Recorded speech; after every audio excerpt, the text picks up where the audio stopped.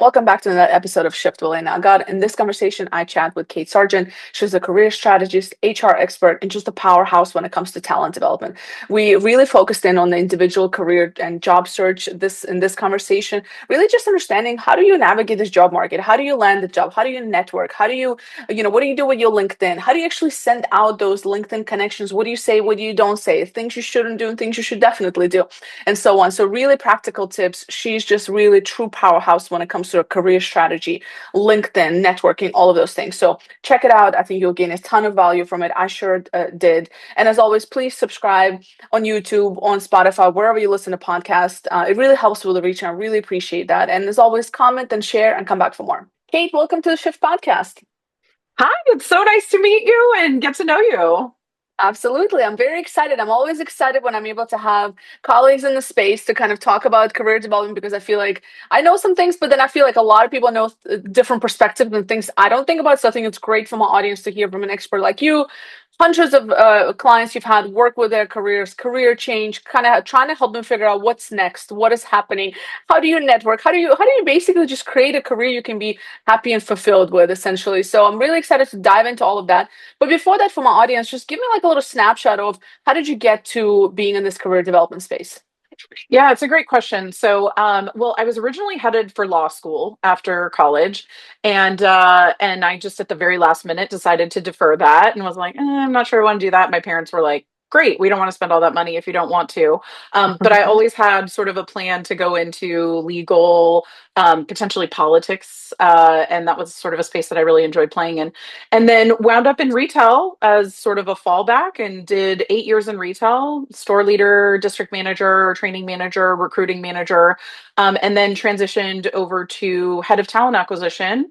And I worked at the North Face, and then I worked for Method, the soap company, took them to an acquisition, and then worked for Allbirds, the shoe company, as global head of talent acquisition, and wound up taking them to an IPO. And then my final company that I worked with in-house, I was a VP of people operations and took them to an acquisition as well. So I have this like history of acquisitions on both sides and an IPO. And I've had to deal with a lot of people in career transition throughout my career as a recruiter. And I started giving unsolicited advice to my friends, and they started asking me for resume support. And then it was, how do I handle this HR situation? And how do I get promoted? And how do I, get a new job in a new industry and pivot? And so about 9 years ago, I started doing it for free and then got tired of doing it for free, told my friends and everyone that they needed to bring me paying clients. And they did. They started bringing it, word of mouth grew, and I built a really thriving side business for almost 8 years. And then after this last acquisition, I decided to make it a full time gig and went from offering some free services out in the world and trying to build this into a full time gig. 47 people signed up for my services the first day that I put it out there, and I was off to the races. And now I do full scale HR consulting. I'm a chief people officer fractionally for two organizations. And I have a full staff now. And we run HR administrative services, recruiting, talent acquisition, like anything in the talent space, and executive coaching for high level director plus CEOs, etc. Yeah. That's amazing. I love it because it's such a natural transition from everything that you've done, and that's what I love about these stories. Because people, when we come into L&D, whether learning and development or talent development, it's always like there's always a story behind it. It's not like I don't know anybody who started their went to school, finished college, and were like, I want to be in talent development, right? Like, or I want to be in talent acquisition. I want to know how to grow teams. Like, I never hear people say that, so it's always interesting to hear that. So one of the areas that is really trendy right now, and I want to focus a lot on the individual in this conversation, although I think Mhm. that you do bring a lot of value from an organizational perspective, but I really want to kind of hone in on the individual side because career transitions has been a popular topic for many Mhm. years, and I think it's like we've never seen that before in terms of like people actually changing so much, and with everything that's happening in the economy, with AI, with technology, and all those things, it's almost like crisis of just not crisis, but like this disruption is Mhm. inevitable, and it can sometimes feel like a crisis. So how do we, what is the first things that people need to think about when they're thinking about going through this career transitions? Yeah, it's a great question. I think the first thing is identifying what your goal is. And I think a lot of times you don't necessarily need to know what your full end goal is, but you need to have a general idea of where you're headed because your path is a little bit different regardless of, what you decide to go for. So in terms of career transition, I like to break it up into, are you pivoting into a new industry? Because that is a completely different style of preparation that you're going through. Are you changing into a different style of work? So are you going from an in-house work to fractional or consulting or part-time or a totally different way of working.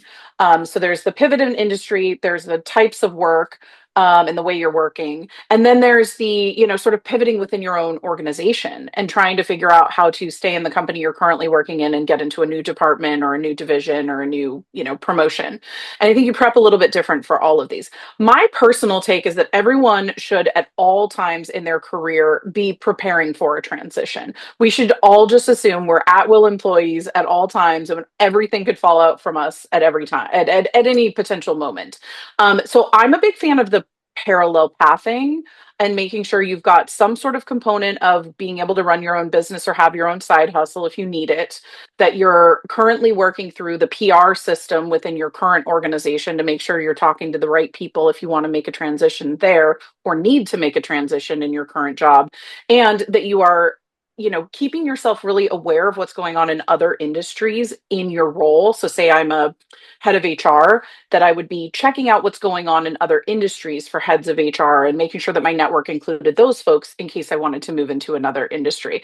But I think you should have irons in every fire going at all times, even if you're not looking to make a transition right now. Just assume next month could be your last month and having irons in every fire and keeping them lit, right? Like keeping it Hmm. lit all the time, keeping that network going at all times, and not just when you need them at the last minute and you need to ask for something, but like building all of that stuff behind you so that you're ready to make a transition in any direction. Mm. I think that's so solid. So it's like three areas: internally, externally, and then also independently, potentially. Correct. And let's say somebody's listening to this and is like, Kate, I hear you. I have two problems. One, I don't know what I'm supposed to be doing next because I've been in this role for 10, 15 years. I don't know what else I can do. And two, how do I find the time to keep all those fires lit? Yeah, great question.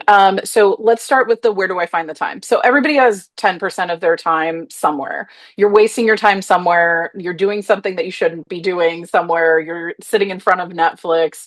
Why not be scrolling through education opportunities or jobs or putting together a little website while you're watching your Netflix at night? It's kind of my take. So I think everyone has 10% of their time that can be devoted to either building something for yourself or building your next. And I think if you're not thinking forward, that 10% of time is being wasted somewhere else. You can find it. So I believe that everyone can do that.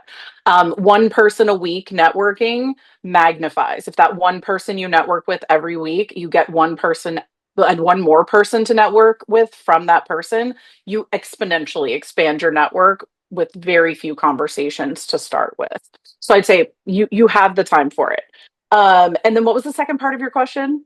Second part is, let's say I've been doing a job for 10, 15 years and I'm not really What do I sure do what else I next? can do. Yeah, so I think I have an exercise called the bucketing exercise, which is all about building out the competencies and being able to bucket the work that you do into three separate buckets. And my belief is that everyone from CEO all the way down can get into these three buckets of work. Generally, there's a people bucket, generally, there's a process or operational bucket, and then generally, there's a third choose your own adventure bucket that has to do with you and the work that you do that's really specific. And I challenge everyone to explain all of their work within each of these three buckets because that's what's going to help you figure out how to transfer the work that you're doing into competencies, skills, behaviors that can be translated across to different industries, different roles, different levels, different people, and people who do or do not understand the work that you're doing currently. So I think everyone having a understanding of their core story, the buckets that they play in for their career is a great way for you to do that background exercise of like, well, what else could I be doing? And then you can Mm. take that sort of bucketing exercise and that core of the story of the work that you do and start looking at job descriptions, start looking at industries, start having those networking conversations where you're like, Oh, wait, I didn't realize that that project management skill I have in teaching actually translates over here into tech really well. My ability to build a curriculum over here really translates over here into my ability to build a curriculum within this organization, but I need to talk about it differently. So I think, like, sort of breaking down the core skills and competencies that you have, bucketing them out into segments makes it easier for you to tell your story to other people. Mm. Yeah, I think the buckets, I really like that idea. I never thought about it that way, but yeah, like just like, process and systems, and like I like that. And it makes it digestible, because I think that's hard for people, because you just go like, everybody's like, oh my God, I don't know where to start. I've done 15 years of so many things. Yes. How do I even bucket it? And I love that. Just bucket it. Yeah, and you take your so what I recommend to people to take this a step deeper, because you just mentioned it too, is you get lost in your task list. And I think one of the things that people get really precious about in their career is their emotional attachment to the tasks and the things that they do, but also the corporate jargon that exists in their world that they don't think about other people not understanding. Took me a Mhm. really long time to get out of retail, but the way that I got out of retail was being able to translate the work that I did in store to other roles and explain it in a different way. Because for me, I was so lost when I got into the corporate office. I didn't know the jargon, I didn't understand all of it. I knew my retail jargon, I knew my store field side jargon. And I had to learn how to retranslate the work that I did into a new way. So, what I recommend people do is like a giant document dump, I call it, or your Mary Poppins bag of like just so many things that you've ever done. Just go on a journey and write out everything you've ever done in every single job. So it's almost like taking every bullet you've ever written on your resume forever and ever that you've cut out of your resume, put them in a giant document, throw it into Chat GPT, first of all, like distill it down into its core elements, ask it for a people, a process, and then whatever your third bucket is for your particular role. Um, Please bucket out all of these bullets into buckets for me, and then give me an idea of what type of roles I could be working for. Mm. And how I could translate these skills into other industries, and then give me a further breakdown of how I talk about my work in relation to that. Mm. That's excellent. And I love the effective use of ChatGPT. I mean, we use it all the time. It used to take me Yeah. forever to do things that I can do now. And I actually, part of my sessions, both my LinkedIn and resume sessions that I run with clients that are really unique and specific sessions, will walk them through the prompts with me because I've built them out myself. But I'm also like, you need to take this now to yours, which understands you better, and take the work that we've done here together and customize and personalize it for yourself. But I think that walk through of let's distill everything down to its core elements is the piece that everybody needs to be able to do. And like anyone. So if you can't talk about the career and what you do in two sentences or less, do this exercise so that you're able to do that and translate it to anyone who understands literally nothing about HR, right? If Mm. you in two sentences can't explain to somebody who doesn't work in HR what you do with them understanding it like that, you got more work to do to distill. Mm. What are your thoughts on, is there like a time when you shouldn't use AI in job search? Are there any Mm. things that you shouldn't use it for? I think that's a great. Well, yeah, there's many things you shouldn't use it for. Like I was seeing this thing last week where this guy had like an AI front on his face. Did you have you seen this? It was, like all over, it went totally viral. And the interviewer was like, "Can you put your hand in front of your face? Like, are you actually there? Are you a bot?" So please don't Oh use it my for gosh. that. Don't create a new person that's not you. I'd say don't use it in the midst of an interview when someone asks you the question, filter it through and then wait to answer based on whatever your AI tells you to Mm. answer. I've seen that. I've actually personally had someone do that. And I'm like, I Wow. know what you're doing. I know exactly what you're That's a doing. first for Like me. it's so obvious, right? So obvious. And the other thing I would say is, and I've been talking about this a lot, is use AI as your second pen, not your first pen. So making sure that we all have access to the same tools out there now, right? So LinkedIn profiles are starting to sound a lot the same. And everyone who's using the words foster collaboration, I know exactly where that came from because now I've seen it in 2,700 profiles. So to me, I think the customization and the specialization of your work and being able to give real life examples, broad scale examples of the work that you've done and the companies you've worked for is going to become more and more crucial as we're all sounding exactly the same because all of us can polish things with AI and we all use the same four AI systems to do it. So everything is starting to sound the same. So I'd say the ability to use AI as a second pen and differentiate yourself is going to become more and more important. Yeah, thank you for pointing that out.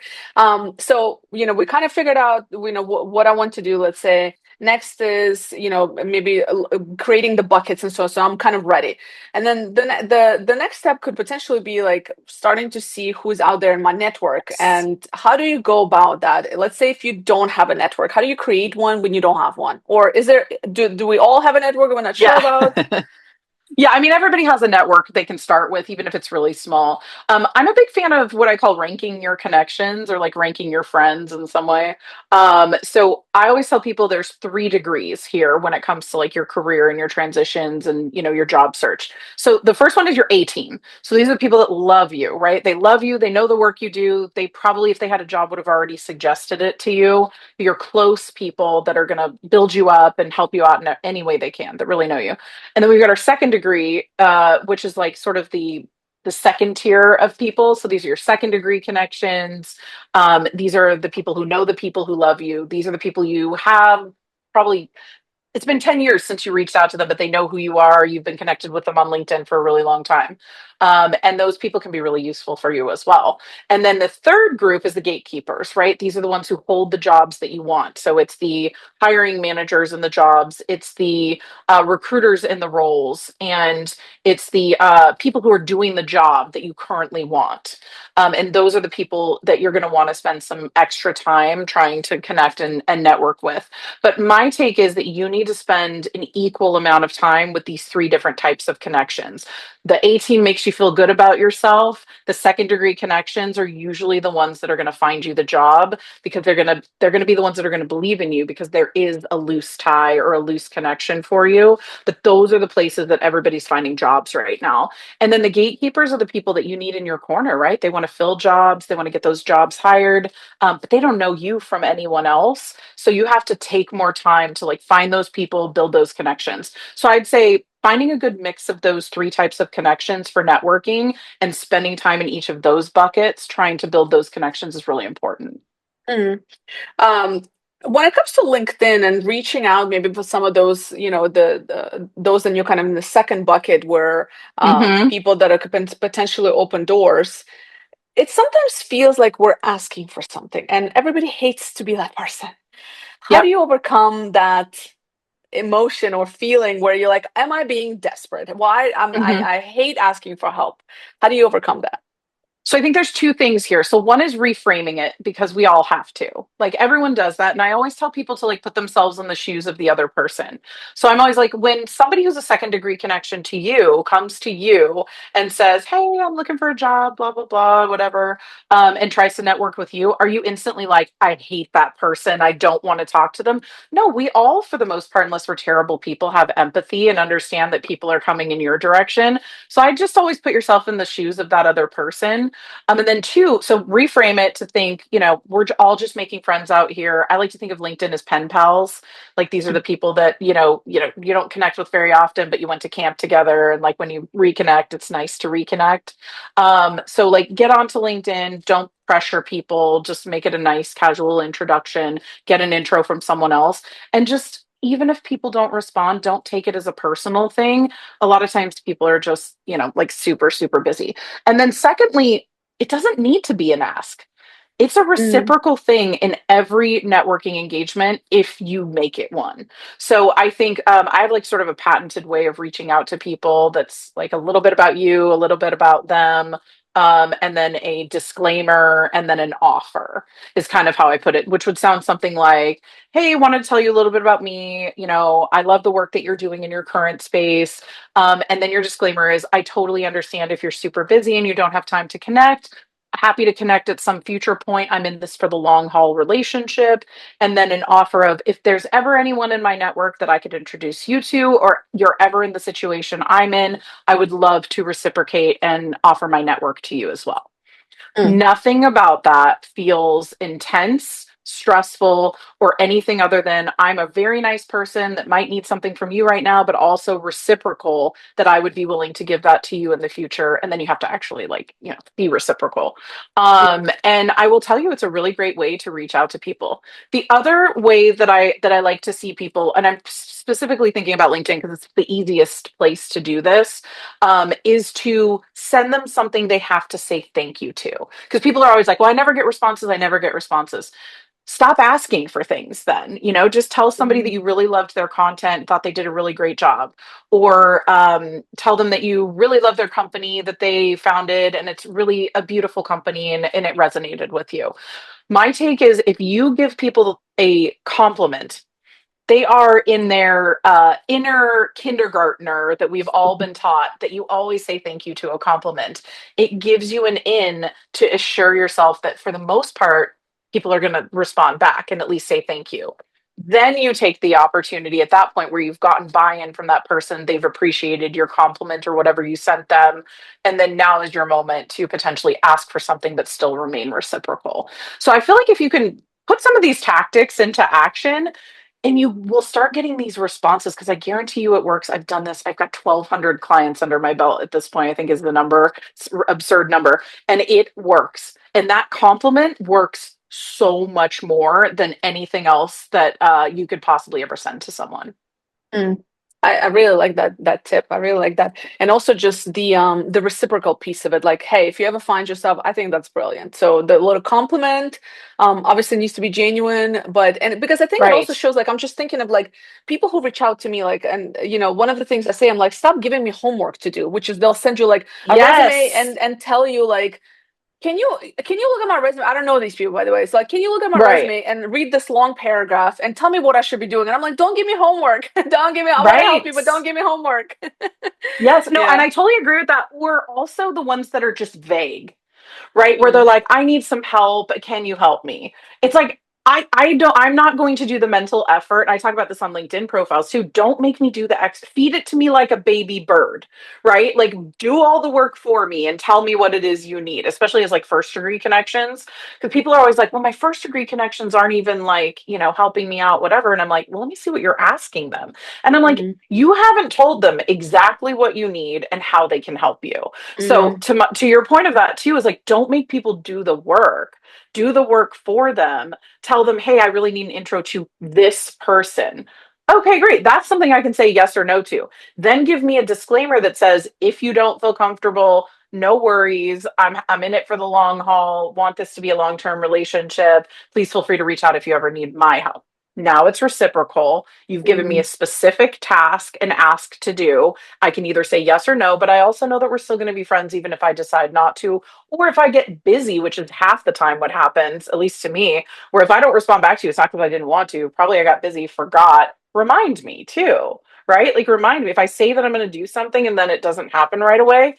Give me a quick reminder. Most people who say they're going to do something actually wanted to do that thing, but half the time we all get too busy. So I'd say be a good communicator as part of this process, but like don't make me do homework and don't overwhelm me when we're a second degree connection either. Like I don't need every bit of your profile and all of your resume and every thought you've ever had about the work that you've done and a full executive bio sent to me. I need 3 or 4 lines telling me what you need, and then asking me for something potentially. And like I give me an out if I don't want to. It's so practical. I absolutely love it. So in terms of reminders and follow-up, so let's say Mhm. because we don't want to bother people, but at the same time, maybe people forget. So what is the best practice when it comes to follow-up? Like, is there a time frame? Is there Yeah. like a nudge? Like, what does that look like? Yeah, and I mean, I'll talk specifically about like emails and like physical, like written communication. So like if we're in LinkedIn and we've been connected, or somebody's connected us, or we've got some sort of email connect. I think a good solid. If somebody says they're going to get back to you, there's a couple of scenarios here, right? Somebody says they're going to get back to you and has already responded to you, and then they haven't. I think you've got a good 3 weeks. You're going to give them a 3 week period. Sometimes people go on vacation, they get busy, etc. And it's not like you're like up in their business. 3 weeks is a solid amount of time for you to wait before somebody who told you they would do something following back up with them, right? And only once. only once. At that point, like you just need to let it go, and that person is either too busy or not interested in helping you. Um, Now, if you send a cold email to somebody and you want to follow up with it, I think really 10 days to 14 days is a good sort of window to follow up.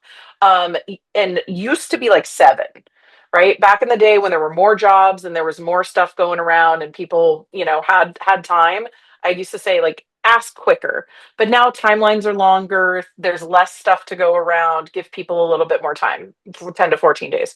And then when you respond back, have a reason. That's always my thing. Oh, I was thinking about you the other day because there was this really cool article about blah, blah, blah. Oh, hey, I saw that your company was in the news and it reminded me that I needed to check in with you. Or, hey, I found this cool resource and wanted to share it with you. And, still love to chat if you ever have some time. Again, still with the calm, still with the low pressure. I was thinking about you, making it about that person. Um, and just being casual about it too. Like, hey, if it's not the right time, totally understand. Maybe I'll check back in the next 3 or 4 months. Mm, I like that.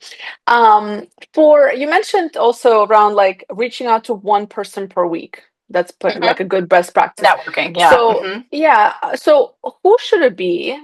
Like who is it that like is it the second layer of people? Is it the third? Like Yeah, who do I it's one of network with? each.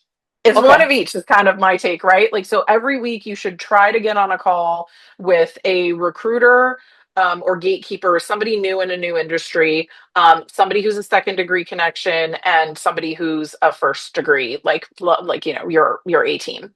Um, and then you start there, start with those 3, and then it, like I said, it exponentially like grows once you do that. But I always start with your A team, practice with your A team, practice with your first degree connections until you get comfortable telling your story, because you want to be really comfortable in that 2-minute storytelling moment, right, where you have to have that first moment of a networking conversation where everybody's like, okay, am I in charge? Are you in charge? What are we doing next? Right. And I always tell people too, like when you get into those conversations with your A team or whoever it is, take control of the conversation, right? People are always awkward and like, what do people need from me? I don't know. And I have a sort of patented formula for that too. Like, hey, let's do a story share. Tell me about your background. I'll tell you about mine. Maybe a 2-minute version. Give me the 2-minute version of your background, right? And if you start with that, it sort of disarms people, and then you go offer to go first. And then it sets the tone for the rest of the conversation too. So I think you can do that with any one of those 3 types of connections, except usually a recruiter is going to run the conversation if you're in that conversation. So I think start with your A team and get a person in every conversation, a new person to talk to. So my formula is 2-minute story share. What are you currently working on? How can I help you in your role, business, whatever you're doing right now? There's your reciprocal piece, right? Um, who should I know that I don't already know in your space? That's how you get your next connection. And bring a person to the table with yours, right? Like bring one of your people to the table to reciprocally give to somebody, right? Like I always tell my clients, I'm like, you can always use me. Like if people don't know me, like feel free to like throw me out there as a super connector, as somebody that they should be connected with that's not related to any part of your industry or whatever. So I'd say have 5 or 6 friends on hand that are your sort of good hangs. They're going to be a good hang. You're going to Mhm. send somebody to them. They're going to say hi. They're going to be friends and like have that group ready. But also do a little research on the person that you're networking with too, so you can bring somebody to the table that might be a good connect for them. Mm. Yeah, I like that. I like the tip on like having a couple of like good hangs in the back pocket that you can Yeah. like. Yeah, I I like know it. you can think of 3 in your network right now, right? Like I know you have Oh in yeah, your for head, I sure. know Yeah. who I would send people to. And like also my advice is be that person in everybody else's network, right? Be the Yeah. good hang and offer yourself to your friends too. Is like, hey, if you ever need someone to network or, make connections with, I'm happy to be the person that you let people network with. Yeah. Yeah, that's awesome. For me, my friends always use me for podcasts. They recommend. They'll be like, "I have a friend who has a podcast. I think you'll be a great guest." I mean, What? see, you get to be that guy. I'm I'm always the that one. I'm person. always the one. Kate knows where the jobs are. So like you got to go find Kate. She knows where the jobs are. So people are Yeah. always like, I'm a good hang for that reason. Yeah, I love it. Um, cool. So moving on to, when it comes to LinkedIn, so we've networked, Hmm. we figure out what we want to do. We have our buckets. We start reaching out to people. but then maybe like one of the steps is to do something with our LinkedIn, and there's a lot of advice about LinkedIn. So how much is too much when it comes to posting? What does a good profile look like? What do you put? What do you don't put?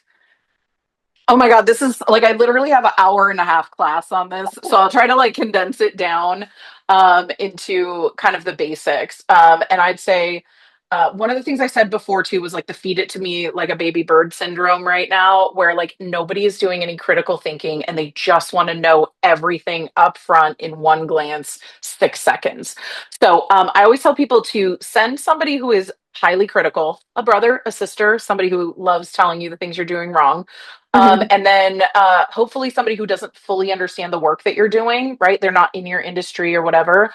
Send them to your LinkedIn page. Tell them to set a timer for literally 6 seconds. Skim through your LinkedIn profile in 6 seconds and then tell you what do you do and what, like, where are you in space? What are you looking for right now? And if that person can't tell you exactly what you're looking for, what type of work you do, what industry you're in, and what should I do with you if I'm a connection of yours, then you failed at LinkedIn, because that's about the average time that anybody could, as a recruiter or a passersby, would ever look at your LinkedIn profile without deciding to do something like look further or leave. So that's my first thing is like go make sure that your profile is easy, easy, easy to understand. And then your headline, the first sentence of your about summary, and the title and first line of your last or most recent job are the most crucial pieces of your LinkedIn profile. Because on the back end of LinkedIn and on the initial screen that you see for people, that's mainly what you see. So, like, you need to concentrate as much information about yourself into those three pieces as you possibly can. If somebody just at first glance goes past your profile, your headline, I like to see scope, scale, level, and industry all in your top headline and the first sentence of your about summary. What you choose to do from there, I have a ton of thoughts on, but like everyone can do it differently. But those are the crucial pieces for people to be able to see in your LinkedIn profile. Your ask was also about posting and what we should post, and how often we should post. I mean, it's to each person's preference and what you're looking to do with your LinkedIn profile. If you are looking for a job, looking for consulting business, looking to increase your network, or looking to be a thought leader in your space, a minimum of once a week, no matter what. It has to be at least once a week, original posting, your content, hopefully something with a picture at some point. If we are looking to expand a business and do that in any sort of like big mode, it needs to be 3 to 4 times a week, right? It doesn't have to be every day, but it needs to be like 3 or 4 times a week so that LinkedIn can see a commitment from you. And it's about content mix and content pillars when you're posting. It's reposts, it's comments, it's your original posts, it's going and commenting on company pages, etc. It's a combination of things that's going to benefit you on LinkedIn and give you a bigger reach than it is just you doing 4 postings a week or 4 comments a week. But it seems right now, and LinkedIn algorithm is a magical Wizard of Oz type space, but the LinkedIn algorithm seems to be rewarding comments right now. And it's also tracking how many views you get on every comment. LinkedIn tracks things that are important to LinkedIn. So anything that's in your analytics page or on the back end of, or LinkedIn is saying, would you like to do a post? Do the things LinkedIn tells you it thinks you should be doing. But commenting right now, and we're talking comments that are like, 12 plus words, have some sort of content, aren't AI generated comments, are the things that are growing reach right now for people. So if you want to be found, get commenting. Mm, that's a good tip. Yeah, LinkedIn's always moving their stuff around. They change It's everything around. smart. Are you on the Yeah. beta test? I'm on the beta test. I've been on LinkedIn for like 16 years. And I've, grown my followership for years and years. So like I get on every beta test they do. And it's so funny because I train people on LinkedIn and it'll be like one day I'll just go to the back end of LinkedIn and it'll be like, oh, that's not there anymore. Okay, Yeah. now it's over here. LinkedIn is definitely one of those places where it doesn't give you a lot of information about the things it updates Yeah. ever. So you Yes. just kind of got to figure it out yourself. So Yeah. definitely find somebody or find the right people to follow that, kind of keep up with that stuff for you. Yeah, for sure. I definitely learn from other people. I'm like the LinkedIn Right. gurus, so Yes. And even they don't fully know, by the way. Just to be yeah. clear, anyone out there like following LinkedIn gurus, nobody fully knows except whoever the Wizard of Oz behind the LinkedIn LinkedIn. algorithm actually is, right? Yeah, So I would say, take every bit of advice you get on LinkedIn with a grain of salt yeah, and do absolutely. you. Yeah, yeah, do what works best for you for sure. Hmm. So let's say somebody's listening to this and said, listen, it's all great tips, but Kate, it's been 6 months. I feel defeated. I don't even know if I have the energy to keep going in my job search. Where, like, how do I keep going and not seem desperate in an interview and not feel completely defeated? Yeah, I mean, so this is where, we talked about parallel pathing, right? Like having multiple avenues that you're pursuing, multiple segments that you're pursuing. So this is why I tell everybody who comes out on the market and is looking for a job to have some sort of side hustle that they're building. And it's not just purely because you're going to go do consulting work or become a consultant in future or whatever it is. It could be free work, it could be nonprofit work, it could be volunteer work, whatever it is, but build something outside of your job search because it is relentless. And you also need to prep for it, like you prep for a marathon, right? You don't just go run a marathon tomorrow, just like pass out and die, probably, if I try to do that tomorrow. It's a similar thing with your job search. If you understand that the average time to get a job right now is somewhere around 22, 23 weeks, I mean, that's a long time. That is a haul. That's why you're going to segment your connections and talk to different types of people so that that A team keeps building you up. Keep those networking calls going with the people that really love you. That's why you're going to start building something for yourself. Start building yourself a website. Build yourself, a menu of offerings of the type of things that you can do. Because every time you build that menu of offerings, you remind yourself of what you're good at too. There's an element of like, oh yeah, I get to see again all the things that I've done and why I'm good at this. There's a mental health component of making sure you're taking care of your body and taking care of your mind during this time period.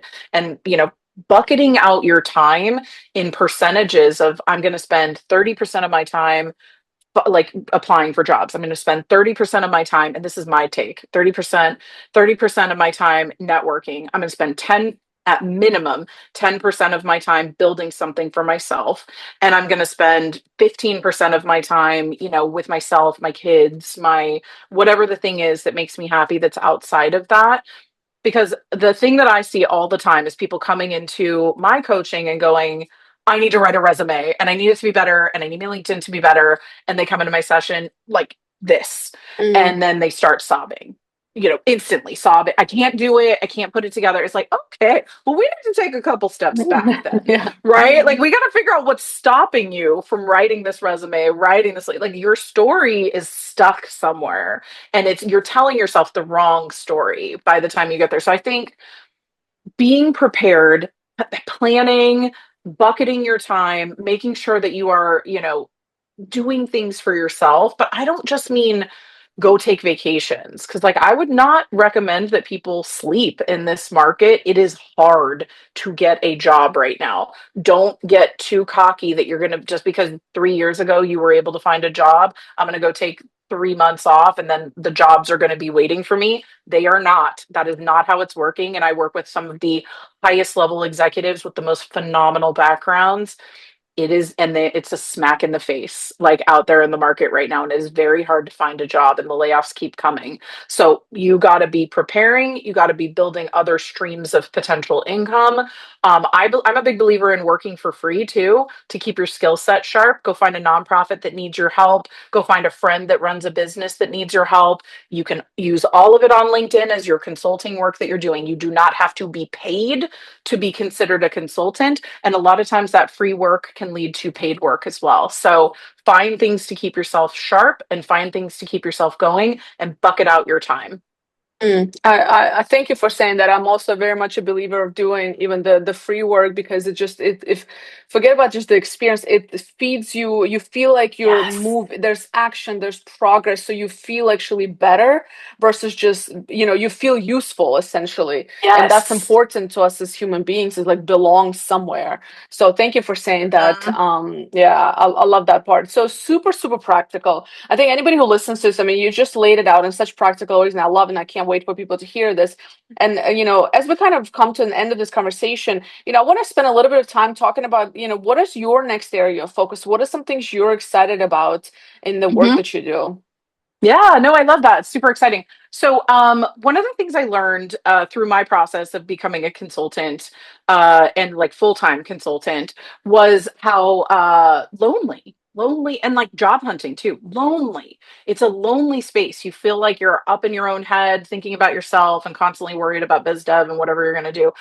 So, community is really important to me. And to your point of the free work, go find a community that can help you. Go find the groups. There's groups on Slack, there's groups on LinkedIn, there's groups on Discord, there's societies, and like a couple of the ones that really helped me. I was in Fractional People, and that has been a phenomenal community for me. Ellis, who runs Fractional People, is a great model. I have my own community. It's called the Plus One Collective. It's all about consultants, anyone who's a side hustler, freelancer, solopreneur, full-time consultant, whatever it is, you have your own independent business, with a give back model. So anyone who's in the Plus One Collective is committed to free pro bono sliding scale or volunteer work as a percentage or portion of the work that they're doing. So we are all industries, all levels, all types of consultants hanging out together, basically in a community, supporting each other, but also aligned with this. We all give back something for free as a part of our work and what we do.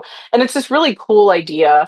I call it the generosity flywheel, which is all about doing free work as both a twofold process, right? So when you do free work for people, say it's nonprofit or a person who needs it or someone who doesn't have the money for it, what you do is you create good in the world. It's a ripple effect. You're using your skill set. It feels good for you. So it'll never feel like someone's taking advantage of you if you recognize the share that you get back from doing that free work. I'm not talking about getting taken advantage of and doing free work when you're not expecting to or somebody's trying to take advantage, but like the actual reciprocal nature of free work. And then there's also the benefit of free work that people can see what you do, and it's a phenomenal biz dev technique. Like I built my entire business offering 20-minute free LinkedIn reviews as a part of, and I'm talking pure coaching. I'm not doing biz dev in that conversation. I am purely showing somebody what I can do and empowering them to go show other people how to do it and feel better in their career search. In return, I get a bunch of PR from people. People say things to their friends. It's word of mouth business. It's feels good for me because I love helping people, and it keeps my skills sharp too, helping each person. So I am a fan, and I'm promoting this new way of doing business, basically, which is this generosity flywheel, that the more you do for free, the more paid work comes in your direction, the more you help your fellow man or your fellow woman out there in the world, the better things come towards you. So I would encourage people to find their community, build community, but that's what I'm excited about: building community, building programs to help people stay in consulting, helping people learn how to parallel path the consulting path and the in-house path so that everybody out there has more opportunities. Because sometimes you just need that short-term micro engagement to bridge you to the job that you really want in-house too. There's no reason we have to pick a lane here. We should all be looking at all the different paths available to us and putting a little bit of our energy in each of those buckets. So, and if we can do good as a part of that, that's my heart. Like, how can we create a ripple effect where like part of what we do in all these buckets is going to be free and supporting somebody else? So that's what I'm excited about, is sort of like spreading the word of that message, because I feel like there's so much individualism and like lack of altruism going on in the world. It's very sharky, very competitive. And like, let's be the opposite of that. And, I think abundance will come to us. Sounds a little woo woo, but like, I really do believe it's a good business technique as well. It's a very, very um I tend to think my audience knows, like I speak quite a bit on this particular, like in terms of just like, we're becoming too individualistic, and Yes. the work that we do, like with my startup and stuff, like we're all about collaboration, like Yes. everything, like and I think it's so important. And I think and I love, you mentioned something earlier, is like abundance, the abundance Mhm. mindset. And I think that's what, I'm glad that you're, somebody else is like, I'm sure there's a lot of people promoting that, but I love this Mhm. community piece. I think that's what we should focus on, is like there's enough for everybody, and just get away from this, what's the opposite of abundance? The scarcity Scarcity. mindset, Yeah, yeah, scarcity, yeah. The yes, scarcity. Yeah. scarcity mindset. It just doesn't help anybody. And yeah, so thank you for sharing that. Where can people connect with you and find you if they want to work with you or find out about the community? Yeah. So my company's called KJS Coaching and Consulting. That's my personal company and the group that I run. We do HR consulting, executive coaching, placement, outplacement, recruiting. There's a whole bunch of things. But if you're looking for a job, I offer free coaching. Sometimes you got to wait a little bit. Sorry, guys, I've been pretty booked up. But I always open up new 20-minute slots for these LinkedIn profile reviews. And if somebody is desperate, I will always make time. If you are having a hard time, it is really hard out there. And if you need support, like come find me. I will give support if I can. And then my plus one collective, if you're interested in joining, all you have to have is some sort of interest in consulting, side hustle, or current role. And a give back model is part of it. And if you don't have a give back model yet, we'll help you develop one. We'll help you figure out how to create one, how you can use one. And we have a lot of people that come into the plus one collective and offer their give back to the community. Like who needs support in marketing? Who needs support in finance, like right, who needs to pay. We had a big class on accounting and how to do accounting for consulting that we had a lovely accountant help us with. I teach people how to do biz dev, and I that's one of my give backs to the community. So we can be found on LinkedIn. Find us on LinkedIn. If I can't necessarily connect, it's because I ran out of connections. I hit the 30K links arbitrary LinkedIn connection max. But follow me and I will follow you back. Find the Plus One Collective, KJS Coaching and Consulting. But I'm pretty easy to find. I'll make sure to include all of that in the show notes. Perfect. Kate, Yeah, I know it's a mouthful. Thank you. yeah, no, it's all going to be in the show notes. They'll be able to find it. Kate, it's been really a pleasure. Thank you so much. Lots of practical tips. I'm sure people listen to are going to connect and reach out and comment because truly, excellent, excellent tips. Oh, thank you. Well, thank you for having me. You're a delightful interviewer, and I love talking to people in my space too. So if you ever need me again, I'm here for it. Thank you.